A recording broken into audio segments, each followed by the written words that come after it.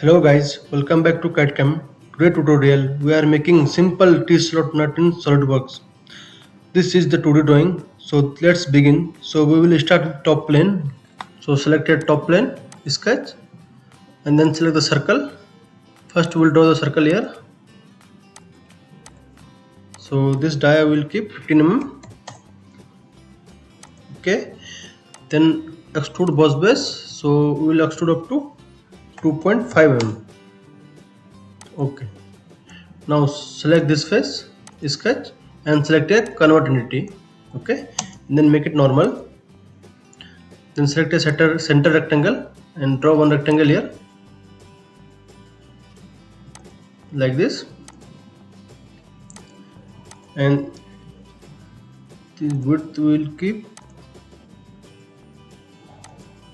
8 mm. Okay. Then select a trim entity and trim this line. Okay, and this side also. Okay. Okay. Then select your extrude boss base and select this face and extrude up to 3 mm. Okay. So now select this face and sketch and make it normal. Then draw one circle here. We'll cut thread. So this dia will keep 5 mm.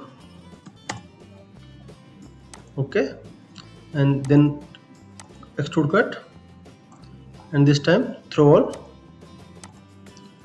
Okay, then we will cut a thread here. So select your hollow wizard thread. So thread location this side, and at end condition we will select this face and select your 5 M5. So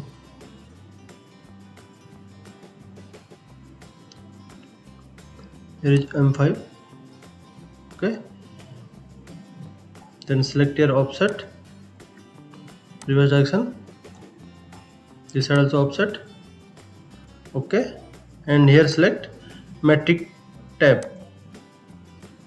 Okay. Okay, just select this face and select here chamfer 0.5. Okay,